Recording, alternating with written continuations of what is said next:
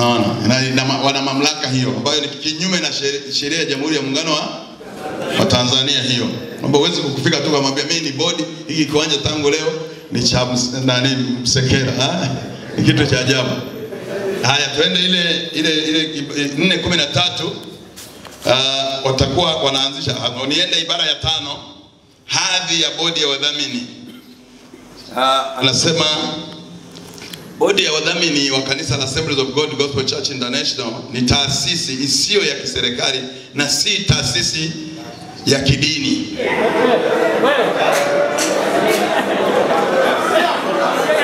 Ibara ya 5 inayosema hadhi ya bodi ya wadhamini.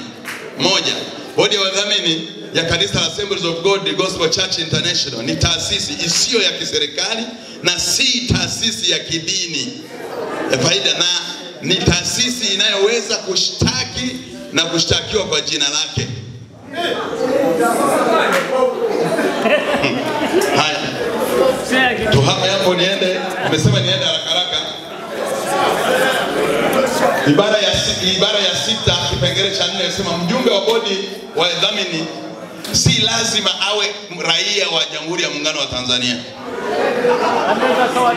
Narudia tena, mjumbe wa bodi ya wadhamini si lazima awe raia wa Tanzania. Si lazima. Maana kwamba anaweza akawa China, Mchina, haina shida. Unaona? Ibara ya 10, mamlaka na wajibu wa bodi.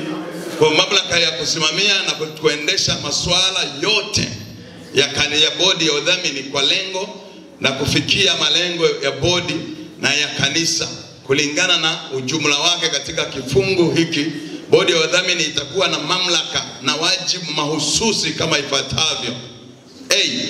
Kuhodhi, kununua, kuhamisha, kubadilisha, kumpatia mtu, kuhawalisha ardhi yoyote au maslahi yoyote kuhusiana na ardhi. Nafikiri wamekazia kile kifungu nilichosoma awali. Kwa ina maana kwamba ikikutana na ardhi tu nzuri, bodi inaweza kaamua tu kumnyang'anya mtu na kumpa mtu mwingine, sio kununua tena. Kwa hiyo neno kuhodhi ni kumnyang'anya mtu mali yake, kitu ambacho bado ni kinyume na sheria ya ardhi ya Jamhuri ya Muungano wa Tanzania.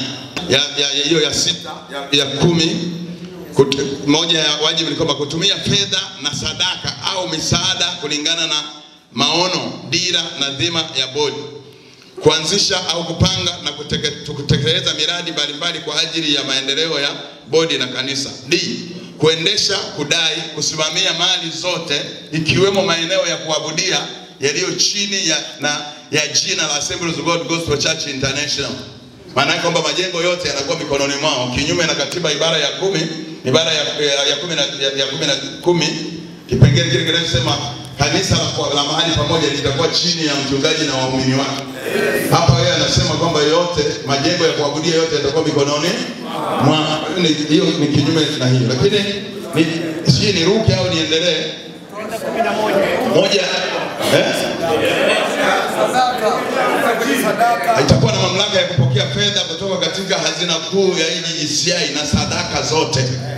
Hiyo ni ibara ya 10. Na maana F10F inakuwa na kazi ya kupokea fedha kutoka katika hazina kuu ya EGGCI na sadaka zote, kitu ambacho hata sisi katiba yetu ya EGGCI haifanyi hivyo. Kamati kuu, mhasibu mkuu wa EGGCI hana mamlaka ya kupokea sadaka zote. Yeye anapokea tu zaka kutoka kwa wachungaji wanao kutoka makanisani, zaka za sadaka zinazotoka kwa wao na sadaka. Bodi hii itakuwa inachukua sadaka zote, lakini pia itakuwa na mamlaka ya kuchukua mfuko mzima wa hazina kuu.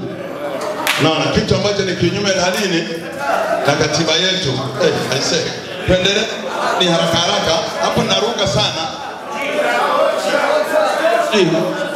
Kupanga, kusimamia, kufanya malipo ya posho na malipo kwa halmashauri kuu, kanisa, viongozi wa kanda, maaskofu wa majimbo. Ina maana watapanga na kugawa posho kwa wachungaji kwa halmashauri kuu.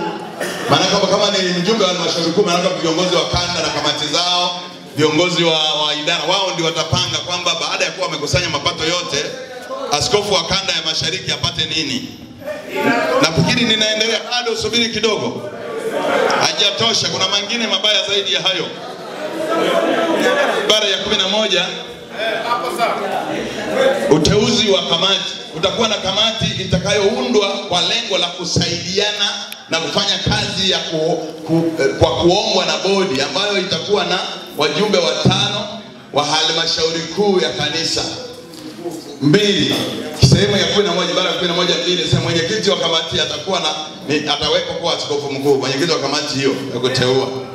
Naona mbele kidogo, namba 5 kwenye hiyo ibara ya 11. Namba 5 inasema bodi ya wadhamini itakuwa na mamlaka huru kuivunja kamati yoyote iliyoundwa. Bado kuna vitu vya muhimu sana.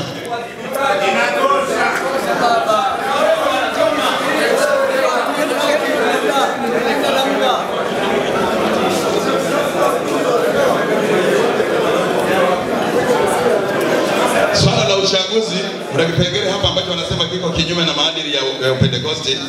Ibara ya 13 inasema uchaguzi na upigaji wa kura. Upigaji wa kura utafanya kwa kura za siri. Kutakuwa na kamati maalum ya uchaguzi itakayochaguliwa na mkutano mkuu, ikiwa na jukumu la kuendesha uchaguzi, kuhesabu kura na kutangaza matokeo. 2, mgombea atakayeshinda atatakiwa kupata 51% ya kura zote. Ikiwa uchaguzi umerudiwa mara 2 bila kupata mshindi katika uchaguzi, kamati ya uchaguzi itafanya maamuzi ya matokeo ya uchaguzi.